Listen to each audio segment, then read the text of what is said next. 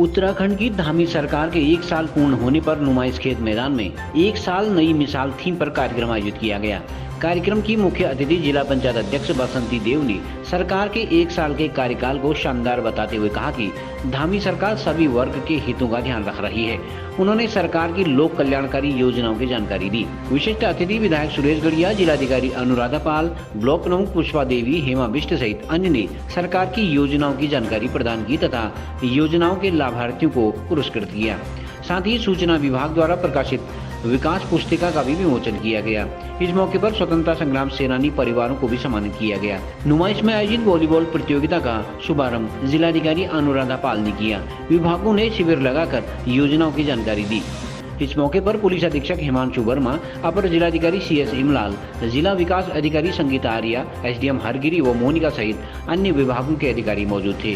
कार्यक्रम के दौरान स्कूली बच्चों ने रंगारंग सांस्कृतिक कार्यक्रम भी प्रस्तुत किए। प्रदेश के मुख्यमंत्री पुष्कर सिंह धामी ने भी वर्चुअली जनता को संबोधित करते हुए सरकार की उपलब्धियों को गिनाया। कार्यक्रम का संचालन डाइट प्रवक्ता डॉक्टर राजीव जोशी ने किया।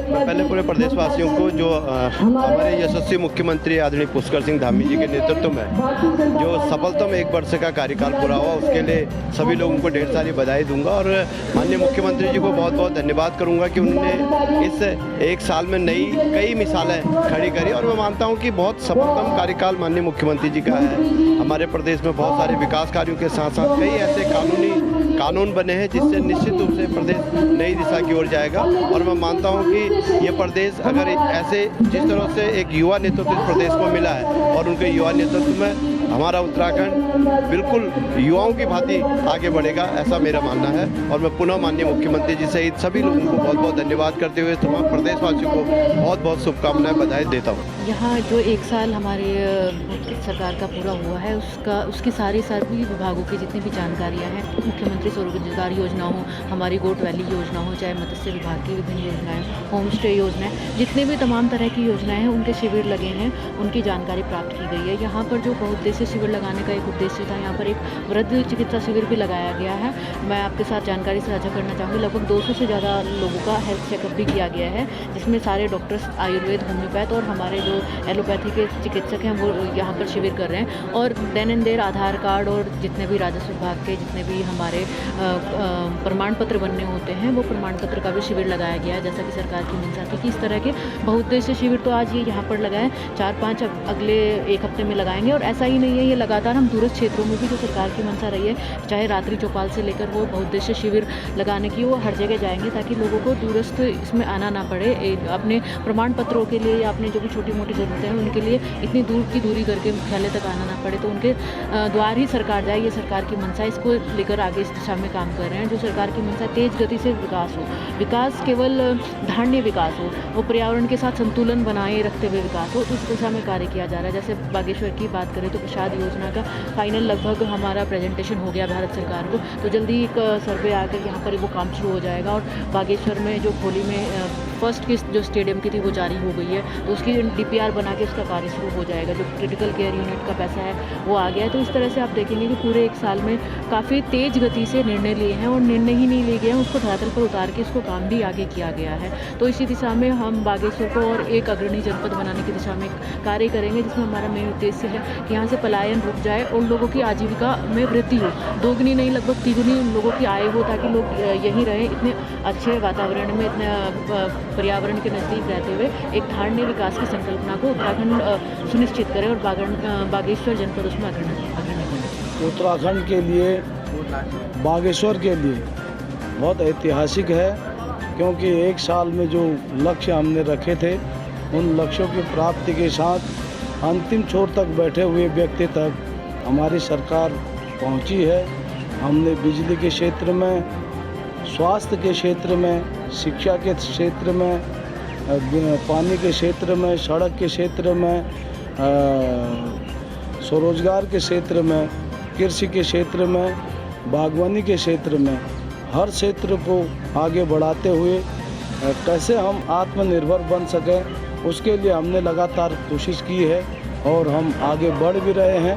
और आने वाले दिनों में आप कपकोट विधानसभा को एक मॉडल के रूप में हम बनाने जा रहे हैं और उसके सापेक्ष हमने बहुत सारी स्कीमें लागू भी की हैं और सारी स्कीमों में पैसा आ भी गया है।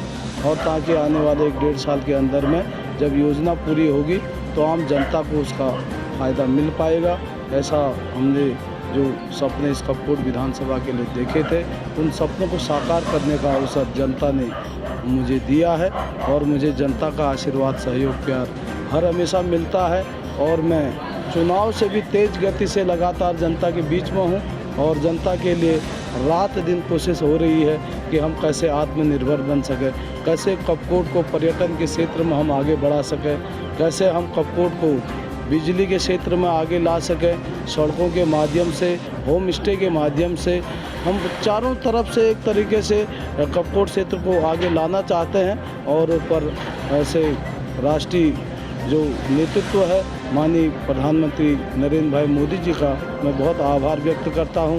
माननीय मुख्यमंत्री जी का बहुत स्वागत करता हूं कि जिन उद्देश्य और लक्ष्यों के साथ हमने कोशिश की है उसको सफल बनाने के लिए उनका आशीर्वाद लगातार हमको प्राप्त होता है। सरकार का 1 साल बेमिसाल।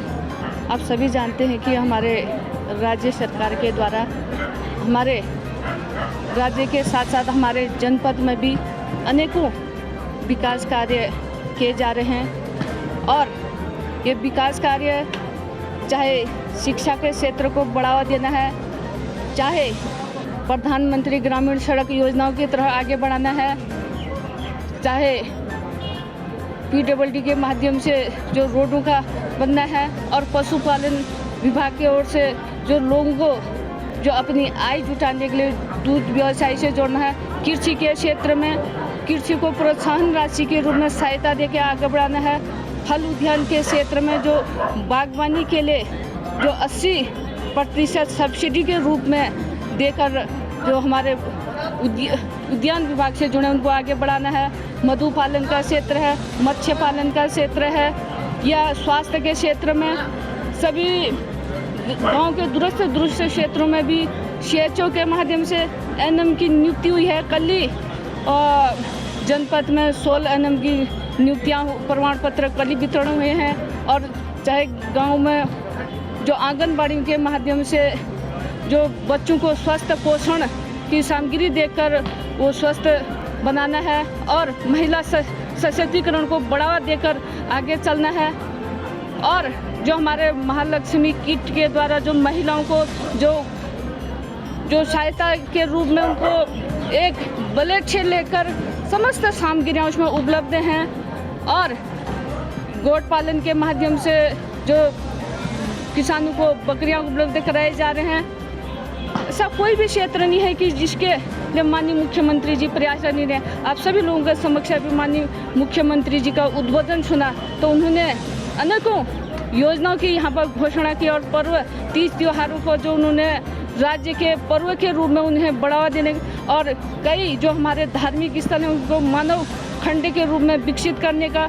और आप देख रहे हैं कि धर्मांतर कानून और नकल अध्यादेश, जो महिलाओं को 30% आरक्षण, और जो हमारे राज्य आंदोलनकारी थे उनको भी 10% का आरक्षण जो गैरसैंण में जो सराहनीय फैसले लिए गए, इसके लिए मैं माननीय मुख्यमंत्री जी का बहुत बहुत धन्यवाद ज्ञापित करती हूँ।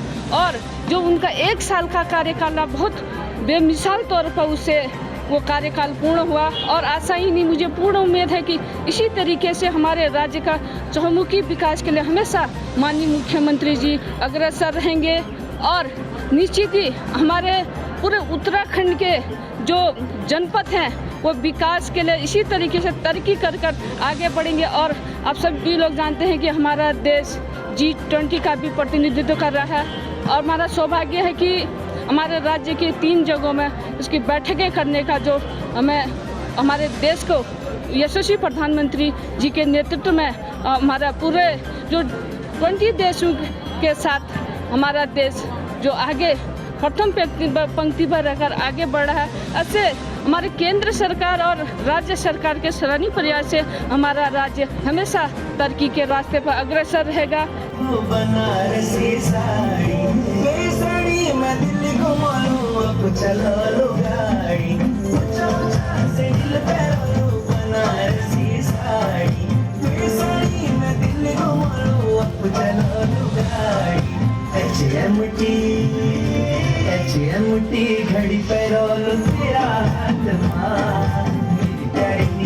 निर्मला चले दिल्ली साथ माँ, मेरी प्यारी निर्मला ही तेरे दिल्ली साथ माँ।